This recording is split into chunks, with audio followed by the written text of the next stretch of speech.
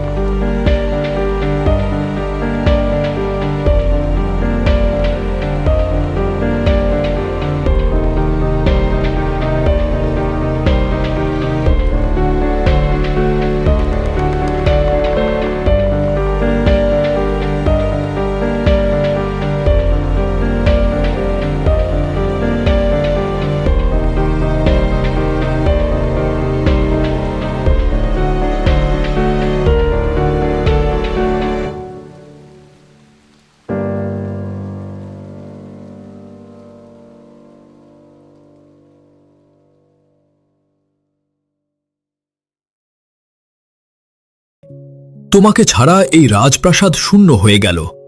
আমি জানি না কিভাবে এই কষ্ট সহ্য করব। আমাদের মেয়েটার দিকে একবার তাকাও, সে তোমাকে ছাড়া ভেঙে পড়েছে। রানীর মৃত্যুর পর মেহেরুন আগের মতো হাসত না। সারাদিন মায়ের স্মৃতি মনে করে চুপচাপ বসে থাকত। কেটে গেল। রাজ্যের মন্ত্রী ও অভিজাতরা রাজাকে দ্বিতীয়বার বিয়ে করার পরামর্শ দিতে শুরু করলেন। মহারাজ, রাজ্যের স্বার্থে একজন রানীর প্রয়োজন। রাজপ্রাসাদের অনেক গুরুত্বপূর্ণ দায়িত্ব রয়েছে। আপনি একা সবকিছু সামলাতে খুব কষ্ট পাচ্ছেন। নতুন রানী এলে অনেক কাজ সহজ হবে, প্রজারাও এতে উপকৃত হবে। আমার মন এখনো সালমার স্মৃতিতে ভরা, তবুও রাজ্যের স্বার্থের কথা ভাবতে হবে। আমি শুধু চাই নতুন রানী মেহেরুমকে ভালোবাসুক। সে অনেক কষ্ট পেয়েছে, আর কোনো কষ্ট আমি তাকে দিতে চাই না। কিছুদিন পর জাহানারা নামের এক সুন্দরী নারীকে বিয়ে করলেন রাজা হামিদ। রাজপ্রাসাদে নতুন রানীর আগমন হল। মেহেরুন, আজ থেকে আমিই তোমার মা। তোমার সুখ দুঃখের দায়িত্ব এখন আমার। তোমাকে আমি নিজের মেয়ের মতোই ভালোবাসব। তোমার কোনো অভাব হতে দেব না। সব সময় তোমার পাশে থাকব। আমি আপনার কথা শুনে খুব খুশি হয়েছি। আমি অনেক দিন ধরে মায়ের স্নেহের জন্য অপেক্ষা করছি। আপনি যদি আমাকে ভালোবাসেন, আমিও আপনাকে ভালোবাসব। আমি আপনাকে সম্মান করব এবং কথা শুনব। আমার শুধু একটু স্নেহ দরকার। চিন্তা করো না মেহেরুন, তোমার জীবনে আর কোনো কষ্ট থাকবে না। আমরা খুব সুখে একসঙ্গে থাকব। আমি সব সময় তোমার ভালো চাইব। তুমি আমাকে নিজের মা ভাবতে। কিন্তু জাহানারার হাসির আড়ালে লুকিয়ে ছিল ঈর্ষা। প্রজারা মেহেরুনকে খুব ভালোবাসত আর সেটাই ছিল তার সবচেয়ে বড় সমস্যা।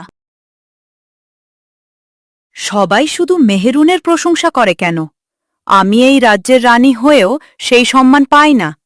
যতদিন এই মেয়ে প্রাসাদে থাকবে ততদিন সবাই তার দিকেই তাকিয়ে থাকবে। একদিন আমি তাকে এখান থেকে সরিয়েই ছাড়ব। প্রথম কয়েক মাস জাহানারা সবার সামনে মেহেরুনের সঙ্গে ভালো ব্যবহার করলেও ধীরে ধীরে তার আসল রূপ প্রকাশ পেতে শুরু করল। রাজা যখন রাজকার্যে ব্যস্ত থাকতেন তখনই শুরু হতো মেহেরুনের ওপর অত্যাচার। আজ থেকে তোমার জন্য কোনো বিশেষ সুবিধা নেই। শুধু রাজকন্যা হলেই সবাইকে মাথায় তুলে রাখতে হবে না। তুমি নিজের ঘর নিজেই পরিষ্কার করবে, প্রাসাদের কাজেও হাত লাগাবে। আমার কথা অমান্য করলে শাস্তি পেতে হবে। মহারানী, আমি কাজ করতে আপত্তি করছি না, কিন্তু আমি কি কোনো ভুল করেছি? আপনি আগে আমার সঙ্গে খুব ভালো ব্যবহার করতেন, এখন কেন আমাকে এত কঠিন কথা বলছেন? আমি সত্যিই কিছু বুঝতে পারছি না। তোমার এত প্রশ্ন করার দরকার নেই। আমি যা বলবো সেটাই তোমাকে করতে হবে। তোমার মতামতের কোনো মূল্য নেই। তুমি এখন আমার অধীনে আছো, তাই চুপচাপ আমার আদেশ পালন করো। মেহেরুন কষ্ট পেলেও প্রতিবাদ করত না। সে ভাবত হয়তো একদিন তার সৎমা তাকে সত্যিই ভালোবাসতে শিখবে। মা আমাকে শিখিয়েছিলেন বড়দের সম্মান করতে, তাই আমি আপনার সঙ্গে তর্ক করতে চাই না। আমি সব কাজ করব এবং আপনার কথা শুনব। হয়তো একদিন আপনি আমাকে বুঝতে পারবেন। আমি সেই আশাতেই আছি। কিন্তু জাহানারার মন আরও কঠিন হয়ে উঠছিল। মেহেরুনকে কষ্ট পেতে দেখে সে যেন আনন্দ পেত। আজ দুপুরের খাবার তুমি পাবে না। তোমার কাজ ঠিকমতো শেষ হয়নি। শাস্তি না দিলে তুমি কিছুই শিখবে না। সারাদিন না খেয়ে থাকো, তাহলেই বুঝবে নিয়ম ভাঙার ফল কি। আমি তো সব কাজ শেষ করেছি, তারপরও যদি আপনি শাস্তি দিতে চান আমি কিছু বলবো না। কিন্তু আমার খুব ক্ষুধা লেগেছে, তবুও আমি ধৈর্য ধরব। অনেক সময় মেহেরুনকে না খাইয়ে রাখা হতো, কিন্তু সে কখনো বাবার কাছে অভিযোগ করত না। রানী জাহানারা বাইরে থেকে যতই হাসি খুশি ও দয়ালু হওয়ার অভিনয় করুক না কেন, তার মনের গভীরে মেহেরুনের প্রতি এক অদ্ভুত হিংসা জন্ম নিয়েছিল। কারণ রাজ্যের মানুষ ছোটবেলা থেকেই মেহেরুনকে খুব ভালোবাসত।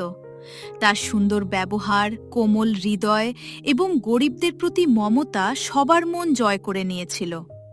আর এই ভালোবাসাই ধীরে ধীরে জাহানারার মনে বিষের মতো ছড়িয়ে পড়তে লাগল।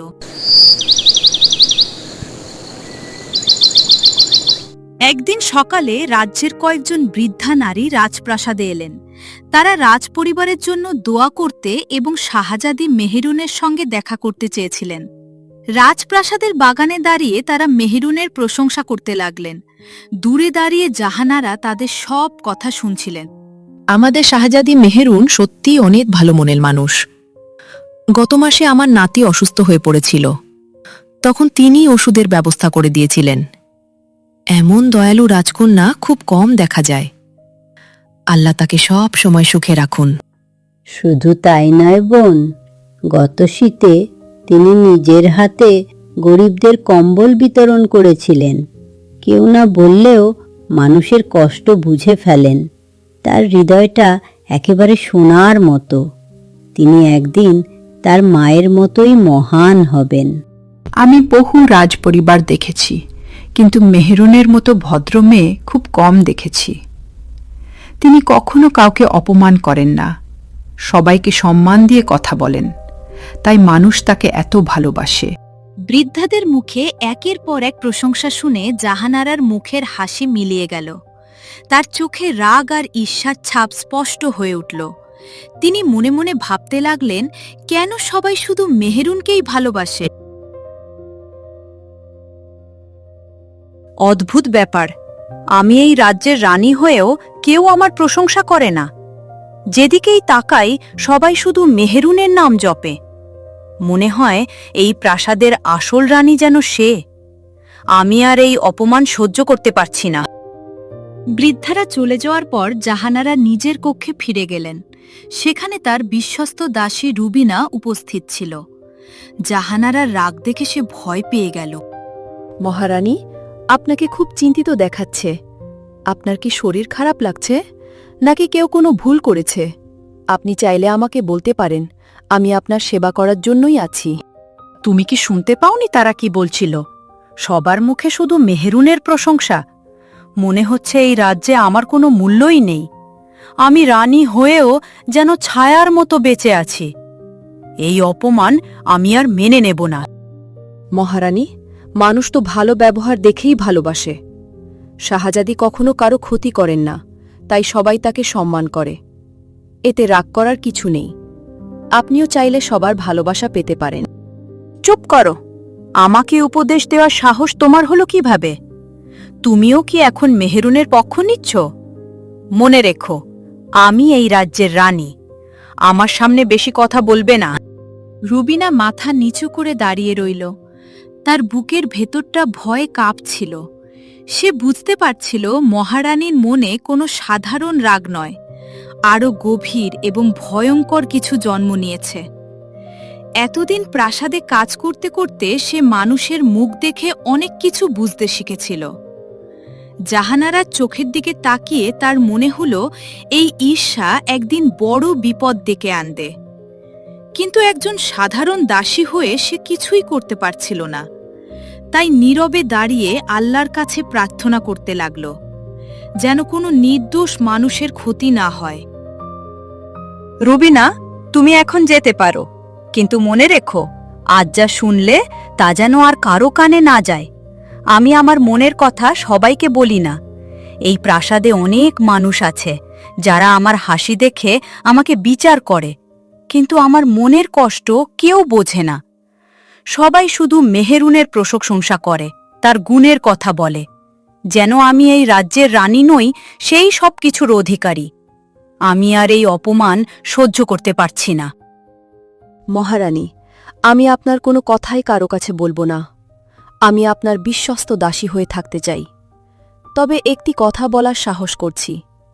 মানুষের ভালোবাসা জোর করে পাওয়া যায় না। ভালোবাসা অর্জন করতে হয় ভালো কাজের মাধ্যমে। শাহজাদি মেহেরুনও মানুষের উপকার করেন বলেই সবাই তাকে ভালোবাসে। আপনি চাইলে আপনিও মানুষের হৃদয়ে জায়গা করে নিতে পারেন। দয়া করে আমার কথায় রাগ করবেন না। রুবিনার কথা শুনে জাহানারার মুখ আরও কঠিন হয়ে উঠল। তার চোখে রাগের ঝিলিক দেখা দিল। তিনি অনুভব করলেন এমনকি তার নিজের দাসীও যেন মেহেরুনের পক্ষ নিচ্ছে। এই ভাবনাই তাকে আরও ক্ষুব্ধ করে তুলল। তার মনে হতে লাগল পুরো প্রাসাদ ধীরে ধীরে তার বিরুদ্ধে চলে যাচ্ছে। তুমি বুঝতে পারছো না রুবিনা, বিষয়টা শুধু ভালোবাসার নয়, বিষয়টা ক্ষমতারও। আজ সবাই মেহেরুনকে ভালোবাসে, কাল তারা হয়তো তার কথাই শুনবে। একজন রানীর জন্য এর চেয়ে বড় অপমান আর কি হতে পারে?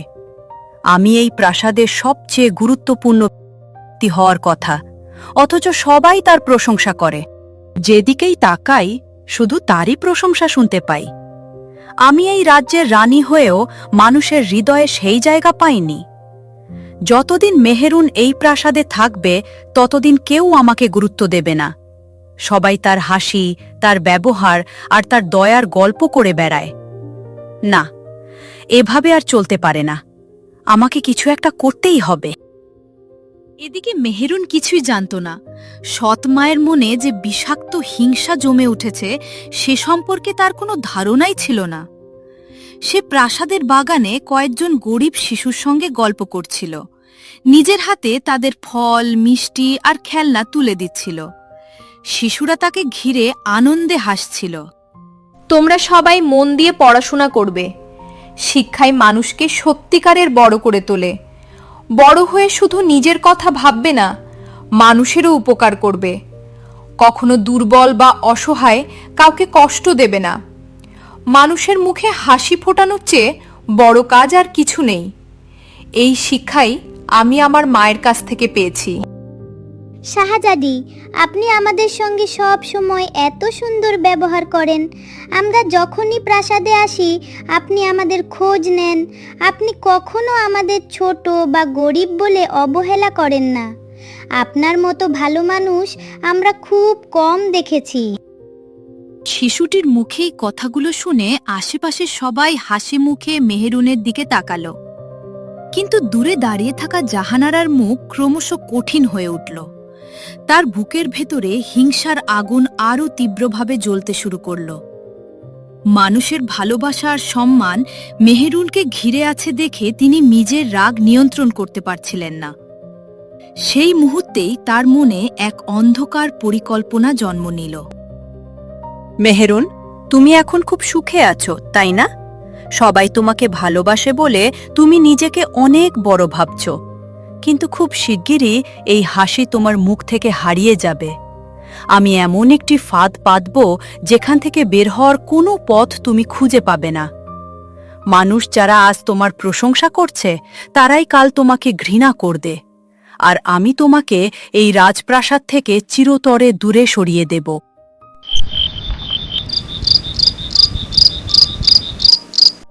সেদিন রাতের অন্ধকার যেন জাহানারার মনের অন্ধকারকেই আরও গভীর করে তুলেছিল। নিজের কক্ষে একা বসে তিনি অনেকক্ষণ ধরে নানা পরিকল্পনা করতে লাগলেন।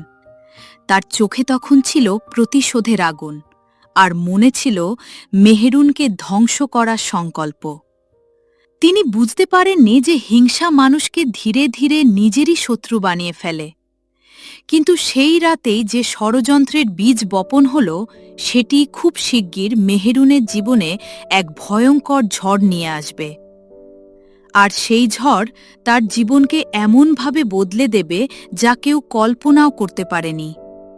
রুবিনা, এই হীরের হারটি খুব সাবধানে নিয়ে যাও।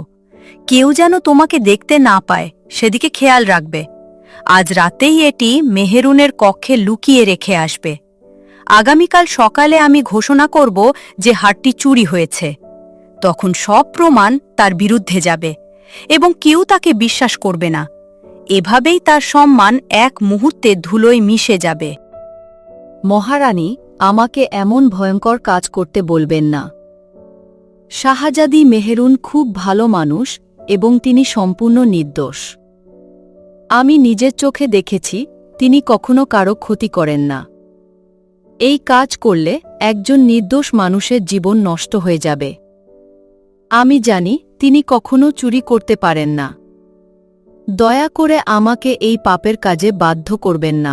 রুবিনার কথা শুনে জাহানারার মুখ রাগে লাল হয়ে উঠল।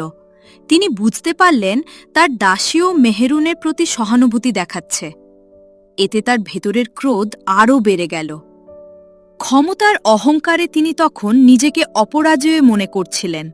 তাই তিনি রুবিনাকে ভয় দেখিয়ে নিজের পরিকল্পনা বাস্তবায়ন করার সিদ্ধান্ত নিলেন। তোমার সাহস তো কম নয় রুবিনা। আমার আদেশ অমান্য করার কথা কিভাবে ভাবলে?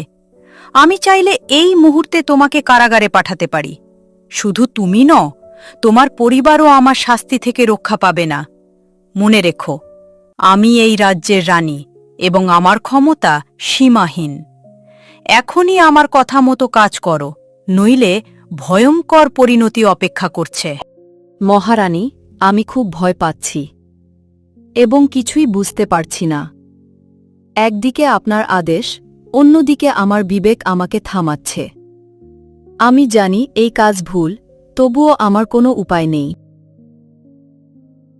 কাঁদতে কাঁদতে রুবিনা গভীর রাতে মেহেরুনের কক্ষের দিকে এগিয়ে গেল। চারদিকে তখন নিস্তব্ধতা বিরাজ করছিল। মেহেরুন ঘুমিয়েছিলেন এবং কিছুই জানতেন না। কাঁপতে থাকা হাতে রুবিনা হীরের হারটি তার কক্ষের একটি সিন্দুকের পাশে রেখে দিল। কাজ শেষ হওয়ার পর তার চোখ দিয়ে অঝরে পানি ঝরতে লাগল। হে আল্লাহ, তুমি সবকিছু দেখছ এবং জানো। আমি ইচ্ছা করে কোনো অন্যায় করতে চাইনি। একজন নির্দোষ মানুষকে ফাঁসানোর এই কাজ আমাকে কষ্ট দিচ্ছে। দয়া করে শাহজাদিকে রক্ষা করো এবং তাকে শক্তি দাও। একদিন সত্য যেন সবার সামনে প্রকাশ পায়। এটাই আজ আমার একমাত্র প্রার্থনা। পরদিন সকাল হতেই রাজপ্রাসাদের শান্ত পরিবেশ হঠাৎ করেই উত্তেজনায় ভরে উঠল। বাঁচাও, আমার আর অমূল্য হীরের হারটি নেই। এটি শুধু একটি গয়না নয়, রাজ পরিবারের ঐতিহ্যের অংশ। কেউ সাহস করে এটি চুরি করেছে এবং আমাকে অপমান করেছে। এমন অপরাধ কখনো ক্ষমা করা যায় না। আমি চাই অবিলম্বে পুরো প্রাসাদ তল্লাশি করা হোক। চোরকে খুঁজে বের করে কঠোর শাস্তি দিতে হবে।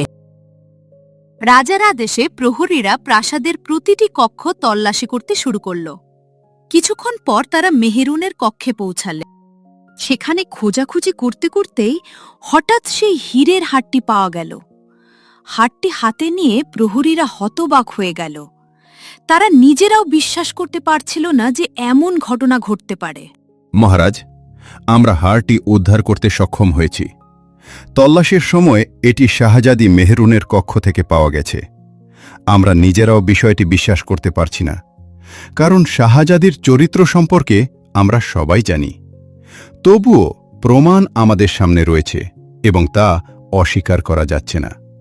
তাই সত্য ঘটনাটি আপনাকে জানাতে বাধ্য হলাম। এই খবর ছড়িয়ে পড়তেই পুরো প্রাসাদে শোরগোল শুরু হয়ে গেল। কেউ বিশ্বাস করছিল, কেউ আবার অবিশ্বাসের চোখে তাকিয়েছিল। আর মেহেরুন যেন বজ্রাহত হয়ে দাঁড়িয়ে রইল। তিনি কিছুতেই বুঝতে পারছিলেন না কিভাবে হারটি তার কক্ষে। না, এটা কখনোই সত্য হতে পারে না। আমি এই হার আগে কোনোদিন দেখিনি পর্যন্ত। কেউ খুব পরিকল্পিতভাবে আমাকে ফাঁসানোর চেষ্টা করছে। আমি নির্দোষ এবং আল্লাহর নামে শপথ করে তা বলছি। দয়া করে আমার কথা একবার বিশ্বাস করুন। আমি এমন কোনো কাজ কখনো করিনি। মহারাজ, এখনো কি আপনার কোনো সন্দেহ আছে? চোর ধরা পড়ার পর সবাই নিজেকে নির্দোষ বলে দাবি করে।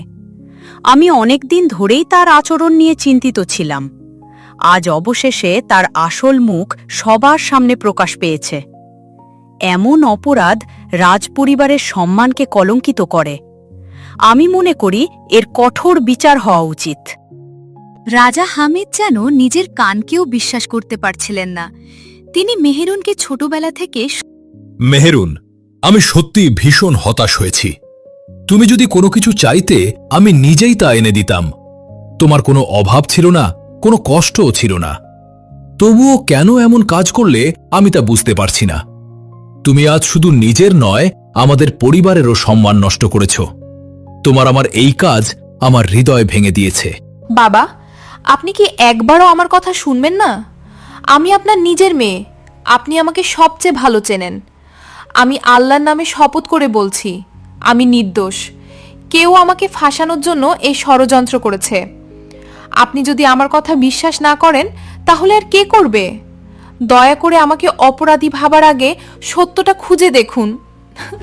মেহেরুন, তোমার বিরুদ্ধে যে প্রমাণ পাওয়া গেছে তা আমি উপেক্ষা করতে পারি না। আমি শুধু তোমার বাবা নই, এই রাজ্যের রাজাও। একজন রাজা হিসেবে আমাকে আইন ও ন্যায় বিচারের পথেই চলতে হবে।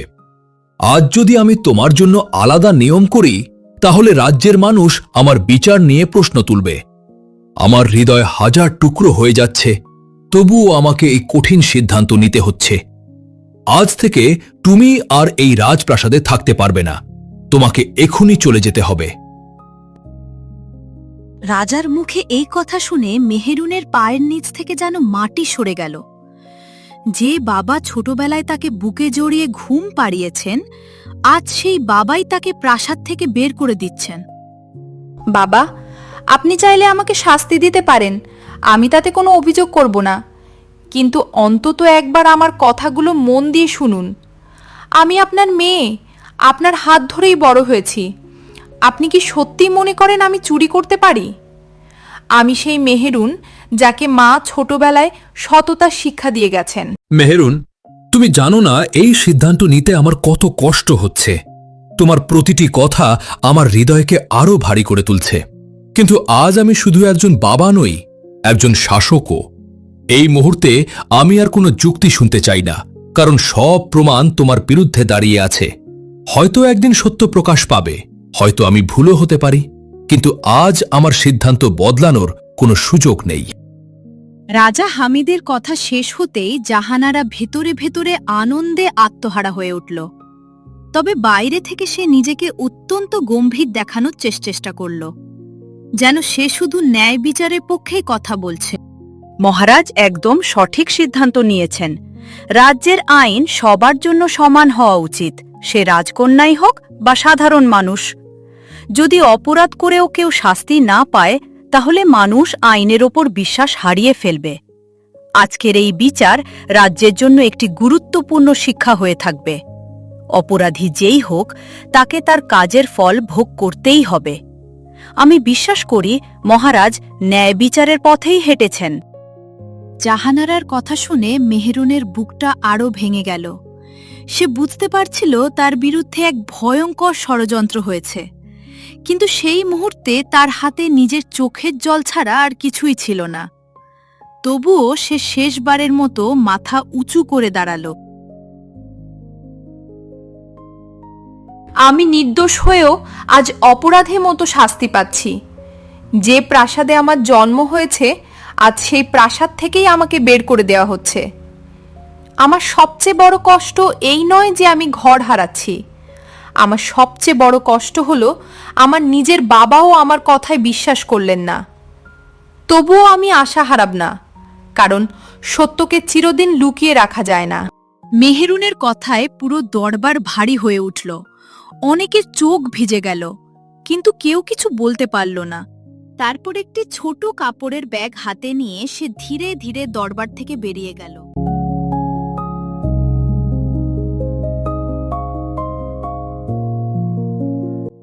সন্ধ্যার পর আকাশ কালো মেঘে ঢেকে গেল। কিছুক্ষণের মধ্যেই শুরু হলো প্রবল বৃষ্টি। ভিজতে ভিজতে মেহেরুন রাজ্যের এক নির্জন রাস্তার ধারে এসে বসে পড়ল। হে আল্লাহ, আমি এখন কোথায় যাব? আমার নিজের বাবাও আমাকে বিশ্বাস করলেন না। মা যদি আজ বেঁচে থাকতেন, তাহলে হয়তো আমাকে এই অপমান সহ্য করতে হতো না। আমি এত একা কেন হয়ে গেলাম? আমি কোনো অপরাধ করিনি, তারপরও সবাই আমাকে চোর ভাবছে। আমার জীবনটা মুহূর্তের মধ্যে বদলে গেল। আমি এখন কার কাছে আশ্রয় চাইব? কে আমার কথা বিশ্বাস করবে? বৃষ্টির পানি আর চোখের পানি একসঙ্গে মিশে যাচ্ছিল। ঠিক তখনই সেই রাস্তা দিয়ে বাড়ি ফিরছিল এক সাধারণ যুবক, আরিফ। এই বৃষ্টির মধ্যে আপনি এখানে একা বসে আছেন কেন? আপনাকে খুব অসহায় লাগছে।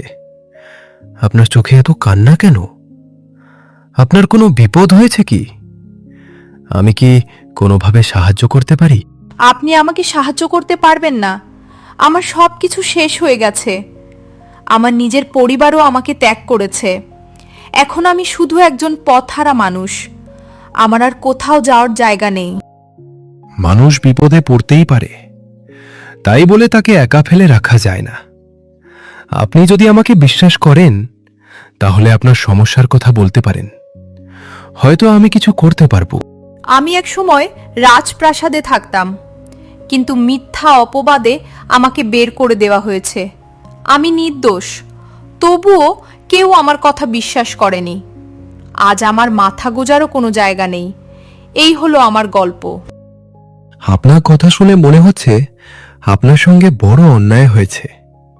আমি জানি না আপনি সত্যিই রাজকন্যা কিনা, কিন্তু আমি বুঝতে পারছি আপনি কষ্টে আছেন। আমার বাড়ি খুব সাধারণ, তবুও সেখানে আপনি নিরাপদ থাকবেন। আপনি আমাকে না চিনেই সাহায্য করতে চাইছেন? এই পৃথিবীতে এখনো এমন মানুষ আছে। আমি আপনার উপকারের প্রতিদান দিতে পারবো না, তবুও আপনার দয়া আমি কখনো ভুলবো না। আপনাকে ধন্যবাদ। মানুষ হিসেবে মানুষের পাশে দাঁড়ানোই সবচেয়ে বড় কাজ। প্রতিদানের কথা ভাববেন না। চলুন, আমার মা বাড়িতে অপেক্ষা করছেন। তিনি খুব ভালো মানুষ। তিনি আপনাকে দেখে খুশি হবেন। বৃষ্টির মধ্যে আরিফ নিজের ছাতা টিমেরুনের মাথায় তুলে দিল এবং বাড়ির পথে রওনা দিল।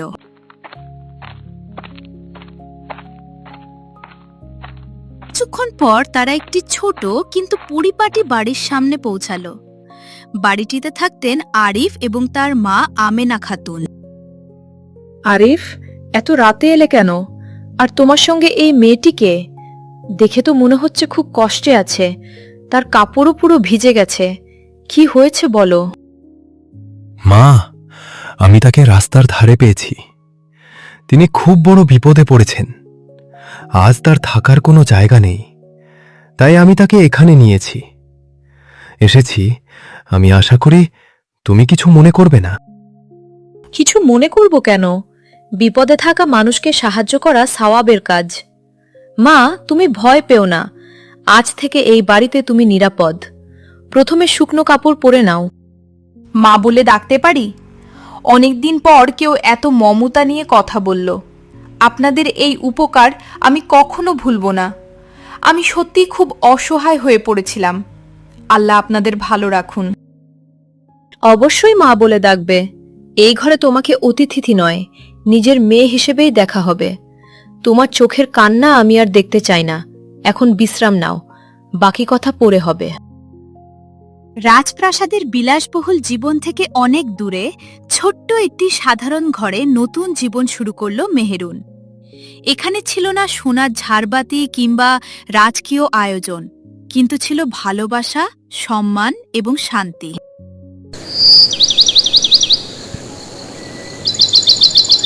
মা, মেহেরুন, এই নাও সকালের নাস্তা। সকাল থেকে তুমি কিছু খাওনি। দুঃখে থাকলে শরীর আরও দুর্বল হয়ে যাবে। নিজের যত্ন নেওয়াও খুব জরুরি। চল, একটু খেয়ে নাও।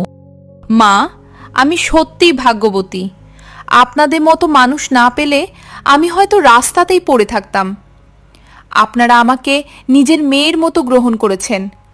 এই ঋণ আমি কোনোদিন শোধ করতে পারবো না। আপনাদের প্রতি আমি সারা জীবন কৃতজ্ঞ থাকব। মা, ঋণের কথা বলো না। আল্লাহ মানুষকে মানুষের সাহায্যের জন্যই সৃষ্টি করেছেন। আজ তুমি বিপদে আছো, কাল হয়তো আমরা থাকব। তাই ভালোবাসা আর সহানুভূতি সবচেয়ে বড় সম্পদ। এগুলো কখনো হারায় না। একটু একটু করে মেহেরুনের মুখে হাসি ফিরতে লাগল। সে ঘরের কাজে আমেনা খাতুমকে সাহায্য করত এবং সবার সঙ্গে খুব সুন্দর ব্যবহার করত। মেহরুন, তোমাকে আগের চেয়ে অনেক ভালো লাগছে। প্রথম দিন তোমার চোখে শুধু কান্না দেখেছিলাম, এখন অন্তত মাঝে মাঝে তোমাকে হাসতে দেখি। এটা দেখে আমারও ভালো লাগে। তুমি ধীরে ধীরে শক্ত হয়ে উঠছো। এর কারণেই আমি আবার বাঁচার সাহস পেয়েছি। নইলে সেই দিন সবকিছু শেষ হয়ে গিয়েছিল।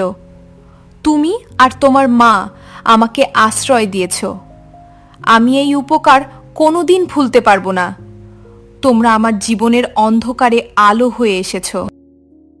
আমরা শুধু আমাদের দায়িত্ব পালন করেছি। তোমার জায়গায় অন্য কেউ থাকলেও একই কাজ করতাম। তবে একটা কথা বলবো, তুমি খুব সাহসী একজন মানুষ। এত কষ্টের পরেও তুমি ভেঙে পড়নি। দিন গড়িয়ে সপ্তাহ, সপ্তাহ গড়িয়ে মাস হতে লাগল। মেহেরু এখন এই ছোট্ট বাড়ির একজন সদস্য হয়ে উঠেছে। আমেনা খাতুন তাকে নিজের মেয়ের মতোই ভালোবাসতে শুরু করলেন। আরিফ, মেহেরুন আসার পর ঘরটা যেন বদলে গেছে। মেয়েটার ব্যবহার কত সুন্দর। সে কখনো কাউকে কষ্ট দেয় না। আল্লাহ জানেন সে নির্দোষ। আমি তার চোখ দেখে সেটা বুঝতে পারি। আমিও তাই মনে করি মা। মেহরুন কখনো মিথ্যা বলতে পারে না। তার কথার মধ্যে একটা সত্যতা আছে। আমি বিশ্বাস করি তার সঙ্গে অন্যায় হয়েছে। একদিন নিশ্চয়ই সত্য প্রকাশ পাবে। অন্যদিকে মেহেরুনও ধীরে ধীরে আরিফের প্রতি গভীর শ্রদ্ধা ও বিশ্বাস অনুভব করতে লাগল। তাদের মধ্যে ধীরে ধীরে এক গভীর বন্ধন তৈরি হতে লাগল, কিন্তু তারা কেউই তখনও বুঝতে পারেনি ভবিষ্যতে এই বন্ধন আরও গভীর হতে চলেছে। এদিকে রাজপ্রাসাদে একদিন দাসী রুবিনার বিবেক তাকে আর শান্তিতে থাকতে দিল না। প্রতিদিন মেহেরুনের কথা মনে পড়লে সে কান্নায় ভেঙে পড়ত। আমি আর এই পাপের বোঝা বহন করতে পারছি না। একজন নির্দোষ মেয়ের জীবন আমি নষ্ট করেছি। যদিও বাধ্য হয়ে করেছি, তবুও অন্যায় তো অন্যায়। আমার হৃদয় আমাকে ক্ষমা করছে না। রুবিনা, তুমি কয়েকদিন ধরে খুব অস্থির দেখাচ্ছ। তোমার চোখে সবসময় ভয় আর অনুশোচনা দেখি। নিশ্চয়ই কোনো বড় ঘটনা ঘটেছে। সত্য কথা বলো, আমি তোমার ক্ষতি হতে দেব না। মন্ত্রী মহাশয়, আমি খুব বড় পাপ করেছি। রাজকন্যা মেহেরুন নির্দোষ ছিলেন। হীরের হার তিনি চুরি করেননি। মহারানী জাহানারার আদেশে আমি হারটি তার ঘরে রেখেছিলাম। আজও সেই ঘটনার জন্য আমি কাঁদি। পরদিন সকালেই প্রধানমন্ত্রী কাসেম রাজদরবারে উপস্থিত হলেন। তার মুখে ছিল গভীর উদ্বেগ। তিনি জানতেন আজ যে সত্য প্রকাশ পেতে যাচ্ছে তা পুরো রাজপ্রাসাদকে কাঁপিয়ে দেবে। মহারাজ, আজ আমি একটি অত্যন্ত গুরুত্বপূর্ণ বিষয় নিয়ে এসেছি। এই বিষয়টি শুধু রাজপরিবার নয়, পুরো রাজ্যের সঙ্গে জড়িত। আমি যা বলতে যাচ্ছি তা শোনার পর আপনি বিস্মিত হবেন, কিন্তু সত্য গোপন রাখা আমার পক্ষে আর সম্ভব নয়। আমি চাই আপনি ধৈর্য ধরে আমার কথা শুনুন। মন্ত্রী, তোমাকে খুব চিন্তিত দেখাচ্ছে। তুমি সাধারণত এমনভাবে কথা বলো না। যদি কোনো গুরুত্বপূর্ণ বিষয় থাকে তাহলে নির্ভয়ে বলো। আমি সত্য জানতে প্রস্তুত আছি। কোনো কিছু গোপন করো না। মহারাজ, শাহজাদি মেহেরুন চোর ছিলেন না। তার বিরুদ্ধে আনা অভিযোগ সম্পূর্ণ মিথ্যা ছিল। একটি ষড়যন্ত্রের মাধ্যমে তাকে ফাঁসানো হয়েছিল। এই ঘটনার সাক্ষী আজও জীবিত আছেন। তিনি সব সত্য স্বীকার করতে প্রস্তুত। তুমি কি বলছো কাসেম? তাহলে কি আমি ভুল মানুষকে শাস্তি দিয়েছি? এটা কিভাবে সম্ভব? কে এমন ভয়ঙ্কর ষড়যন্ত্র করেছে? আমি এখনই পুরো সত্য জানতে চাই। রাজা হামিদের নির্দেশে দাসী রুবিনাকে রাজদরবারে আনা হল। ভয়ে তার হাত পা কাঁপছিল, কিন্তু আজ সে সত্য গোপন করবে না বলে সিদ্ধান্ত নিয়েছে। মহারাজ, আমি অপরাধী। আমি আপনার কাছে ক্ষমা চাইছি। শাহজাদি মেহেরুন কোনো চুরি করেননি। মহারানী জাহানারার আদেশে আমি হীরের হারটি তার ঘরে রেখেছিলাম। আমি বাধ্য হয়েছিলাম, কিন্তু অন্যায় করেছি। রাজদরবারে উপস্থিত সবাই হতবাক হয়ে গেল। রাজা হামিদের মুখ ফ্যাকাশে হয়ে গেল। তিনি যেন নিজের কানকেই বিশ্বাস করতে পারছিলেন না। হে আল্লাহ, তাহলে আমার মেয়ে সত্যিই নির্দোষ ছিল? আমি তার কথা না শুনেই তাকে শাস্তি দিয়েছি। আমি নিজের সন্তানকে ঘর ছাড়া করেছি। এত বড় অন্যায় আমি কিভাবে করলাম? ঠিক তখনই জাহানারাকে রাজদরবারে ডাকা হল। তার মুখে আগের মতো আত্মবিশ্বাস ছিল না। মহারাজ, আমাকে কেন ডাকা হয়েছে? আমি কি কোনো ভুল করেছি? আমি তো সব সময় রাজ্যের মঙ্গল চেয়েছি। হঠাৎ আমাকে এভাবে জিজ্ঞাসাবাদ করা হচ্ছে কেন? আমি কিছুই বুঝতে পারছি না। অভিনয় বন্ধ করো জাহানারা। আজ সব সত্য আমার সামনে এসেছে। তুমি কি মেহেরুনকে ফাঁসানোর ষড়যন্ত্র করেছিলে? তুমি কি রুবিনাকে হার লুকিয়ে রাখতে বলেছিলে? আমি তোমার মুখ থেকে সত্য শুনতে চাই। মহারাজ, আমি আমি আমি আসলে হ্যাঁ, আমি করেছি। আমি মেহেরুনকে সহ্য করতে পারতাম না। সবাই তাকে ভালোবাসত। ঈর্ষা আমাকে অন্ধ করে দিয়েছিল। তুমি শুধু মেহেরুনের নয়, আমারও জীবন নষ্ট করে দিয়েছ।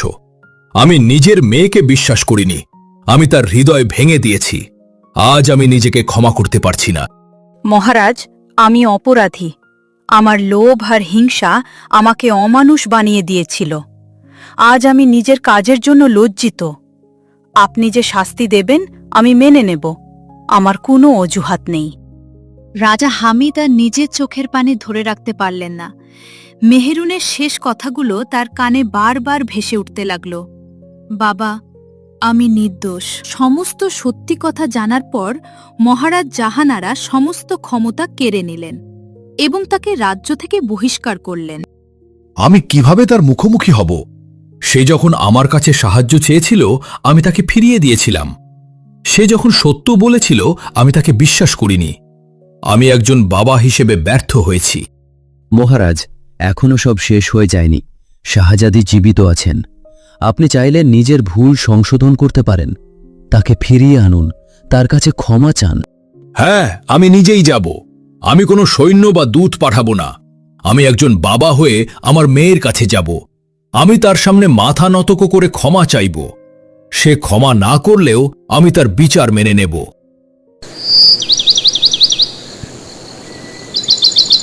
পরদিন ভোরে সূর্যের আলো ফোটার আগেই রাজা হামিদ শাহ ঘোড়ায় চড়ে বেরিয়ে পড়লেন। তার সঙ্গে ছিল কয়েকজন বিশ্বস্ত প্রহরী। কিন্তু আজ তিনি রাজা হিসেবে নয়, একজন অনুতপ্ত বাবা হিসেবে নিজের মেয়েকে খুঁজতে বের হয়েছেন। অনেক খোঁজাখুঁজির পর রাজা জানতে পারলেন এক সাধারণ যুবক আরিফ কয়েক মাস আগে এক অসহায় মেয়েকে নিজের বাড়িতে আশ্রয় দিয়েছিল। সেই সময় আরিফের ছোট্ট বাড়িতে সকালের কাজ চলছিল। মেহেরুন রান্নাঘরে আমেনা খাতুনকে সাহায্য করছিল। ঠিক তখনই বাড়ির বাইরে ঘোড়ার শব্দ শোনা গেল। সবাই অবাক হয়ে বাইরে বেরিয়ে এলো। রাজাকে দেখে মেহেরুন স্তব্ধ হয়ে গেল। তার চোখ বড় হয়ে উঠল। কয়েক মুহূর্তের জন্য সে যেন কথা বলতেই পারল না। বাবা, আপনি এখানে? আমি কি স্বপ্ন দেখছি, নাকি সত্যিই আপনি আমার সামনে দাঁড়িয়ে আছেন? আমি কিছুই বুঝতে পারছি না। মেহেরুন, আমার সোনা মেয়ে, আমি তোমার সামনে দাঁড়ানোর যোগ্য নই, তবুও আজ তোমার কাছে এসেছি, ক্ষমা ভিক্ষা করতে এসেছি। এই কথা বলেই রাজা হামিদ কাঁদতে কাঁদতে মাটিতে হাঁটু গেড়ে বসলেন। উপস্থিত সবাই বিস্ময়ে তাকিয়ে রইল। বাবা, আপনি এমন করবেন না। আপনি আমার বাবা। আপনার স্থান সব সময় আমার মাথার ওপরে। আমি কষ্ট পেয়েছি, অনেক কেঁদেছি, কিন্তু আপনাকে কখনো ঘৃণা করিনি। আলহামদুলিল্লাহ, অবশেষে বাবা আর মেয়ের মিলন হলো। এই দৃশ্য দেখার জন্যই যেন আমরা অপেক্ষা করছিলাম। আজ আমার হৃদয় শান্তি পেল। আল্লাহ সত্যের জয় দিয়েছেন। আমি জানতাম একদিন সত্য প্রকাশ পাবে। মেহরুনের মতো মানুষকে বেশি দিন অপবাদে রাখা যায় না। আজ তার সম্মান ফিরে এসেছে, এটা দেখে আমি খুব খুশি। সেই সুখের যোগ্য। মেহেরুন, আমি তোমাকে নিতে এসেছি। তোমার নিজের ঘর তোমার জন্য অপেক্ষা করছে। রাজপ্রাসাদ তোমাকে ছাড়া শূন্য হয়ে গেছে। চলো মা, আমার সঙ্গে ফিরে চলো। আমি তোমাকে আবার তোমার মর্যাদা ফিরিয়ে দেব। বাবা, আমি আপনার সঙ্গে ফিরব, কারণ আমি আপনাকে ভালোবাসি। কিন্তু একটা কথা বলবো, আমি এই বাড়ির মানুষের ঋণ কখনো শোধ করতে পারবো না। তারা আমার সবচেয়ে কঠিন সময়ে পাশে দাঁড়িয়েছে। রাজা হামিদ তখন আরিফ ও আমেনা খাতুনের দিকে গভীর কৃতজ্ঞতার চোখে তাকালেন। তার মনে একটি নতুন সিদ্ধান্ত জন্ম নিতে শুরু করল। তিনি তাদেরকে ধন্যবাদ জানিয়ে রাজকন্যাকে নিয়ে রাজপ্রাসাদে ফিরে এলেন।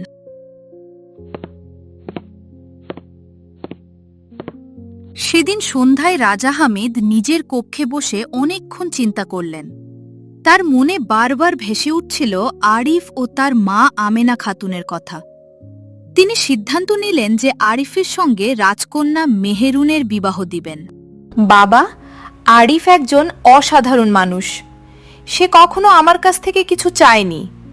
সে শুধু আমার সুখ চেয়েছে। আমি তাকে অনেক সম্মান করি। আপনার সিদ্ধান্তে আমার কোনো আপত্তি নেই। তারপর দিন আরিফকেও তার মাকে রাজপ্রাসাদে ডেকে পাঠানো হয়। মহারাজ, আমাকে ডেকেছেন শুনে আমি অবাক হয়েছি। আমি তো একজন সাধারণ মানুষ। রাজপ্রাসাদে আসার মতো কোনো যোগ্যতা আমার নেই, তবুও আপনার ডাকে উপস্থিত হয়েছি। আপনার আদেশ শুনতে প্রস্তুত আছি। আরিফ, আজ আমি তোমার কাছে একটি প্রস্তাব নিয়ে এসেছি। আমি চাই তুমি আমার মেয়ে মেহেরুন করো। আমি বিশ্বাস করি তুমি তাকে সুখে রাখবে। তোমার মতো সৎ মানুষের হাতেই তার ভবিষ্যৎ নিরাপদ। এই বিষয়ে তোমার মতামত জানতে চাই। মহারাজ, রাজকন্যা মেহেরুন খুব নরম মনের মানুষ, সৎ এবং দয়ালু। আমি থাকি মনে মনে পছন্দ করি। এটা তো আমার সৌভাগ্য যে আপনি তার সাথে আমার বিবাহ ঠিক করেছেন। হে আল্লাহ, আমি কখনো ভাবিনি এমন দিন দেখব। একদিন যে মেয়েটিকে আশ্রয় দিয়েছিলাম, আজ সে আমার পুত্রবধূ হতে চলেছে। আমার হৃদয় আনন্দে ভরে গেছে। তোমার অশেষ রহমতের জন্য শুকরিয়া। মা আমেনা, আপনি শুধু আমাকে আশ্রয় দেননি, আপনি আমাকে আবার বাঁচার সাহস দিয়েছিলেন। আপনার ভালোবাসা আমি কখনো ভুলব না। আজ থেকে আমি শুধু আপনার পুত্রবধূ নই, আমি আপনার মেয়েও। মা, তুমি অনেক আগেই আমার মেয়ে হয়ে গেছ। রক্তের সম্পর্কের চেয়েও ভালোবাসার সম্পর্ক বড়। আমি সব সময় তোমাদের সুখ কামনা করব। তোমরা একে অপরের সম্মান রক্ষা করবে, এটাই আমার দোয়া। এরপর আরিফ ও মেহেরুনের বিয়ে হয়ে যায়। বিয়ের পর তারা দুজনে সুখে শান্তিতে বসবাস করতে থাকে।